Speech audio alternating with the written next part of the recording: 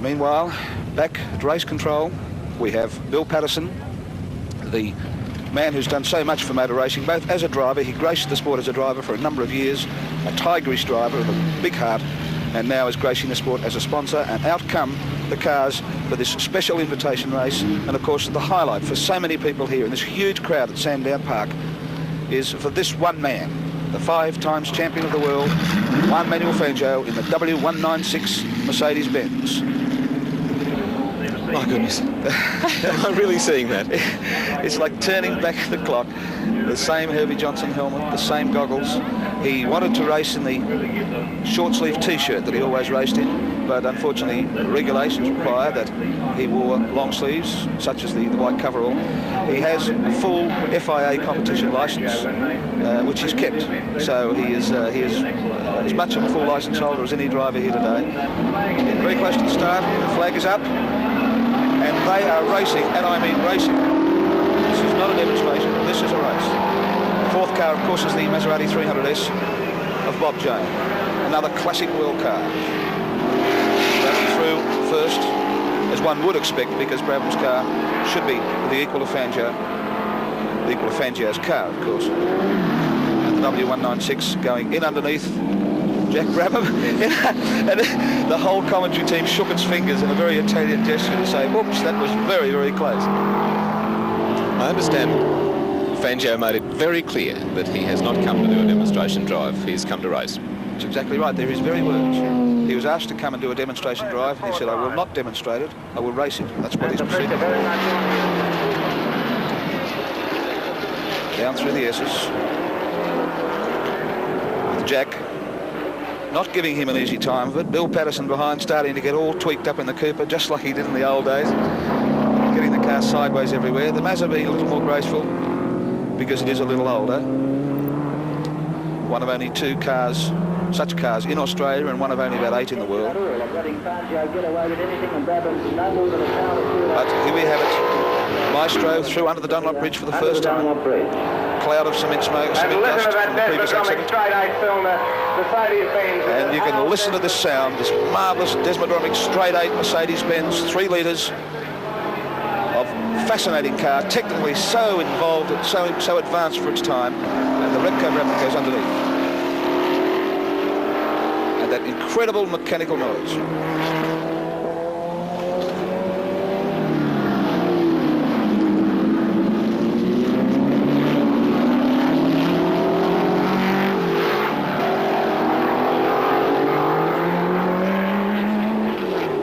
Standing lap of 1 minute 30 seconds, which is very interesting, and indicates that they'll be lapping at around about 120 when they get warmed up.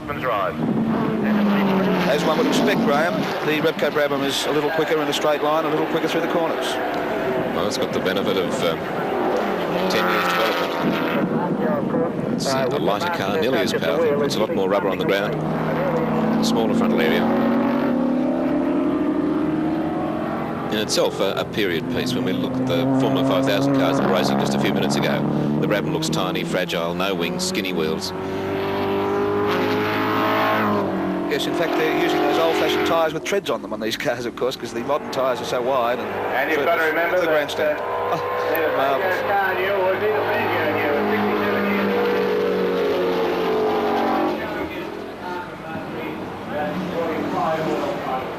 Every time they go past, the grandstand rises and applause through the pits have stopped. They should be all back working on their cars for the Hang 10 race, and I don't think there's anybody in the pits doing any work on any car. They're all on the pit counter watching this memorable moment. You watch the way Fangio's hands sort of stroke the wheel. There's none of this long arm, one smooth movement. It's come around a little bit, baby, a little bit more, then off and off. And this enormous affinity with the machine. It's amazing stuff to watch. What a beautiful turn. Down through the S's. He's not mucking about, is he? The Maestro is not fooling around. He's really starting to make that car work. He gave the car 4 laps when he first came here during the week, and another 4 yesterday. And they're the only laps he's driven in anger in this car, which he hasn't sat in for a couple of years at least. He's putting a wheel over the edge of the curve there. He's using all the road. Once again under the Dunlop bridge. And here goes the grandstand, up again in applause. People leaping up and down, the Argentinians waving their white flags. It's gone past on the straight.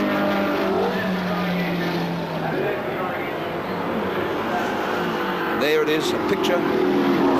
Interior works of the time machine.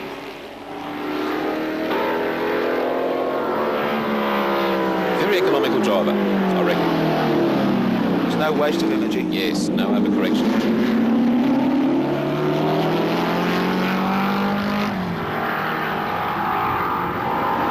One thing, the Jack Brabham would find plenty of car in front of him to slipstream, I would think.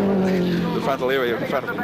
For the last time, Brabham really on the tails of the silver arrow now as it heads up to Rothman for the last time. Up to Rothman. They're passing and repassing. Jack gets past at the most difficult part of the circuit, over the top of the hill at Rothman's Rise. And this is developing into a motor race, Graham. They are really trying very hard.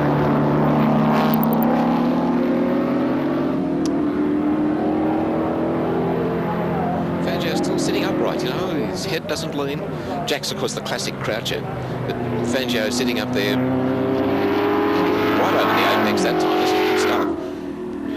Where he's going to close the gap on the straight, I doubt, actually. Down to the finish line, around 3 times world champion Jack Brabham. There it is, there they are. Between them, they share 8 world championships. 2 unique men, 2 unique cars, a unique day here at Sandown Park.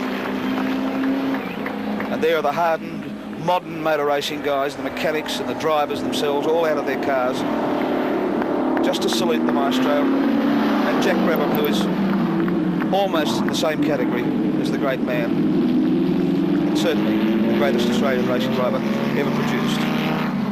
Their fastest lap was 1:21.6, and that is just over 20 seconds outside the lap record. And I think 20 years outside. At 20 years outside. It is really something.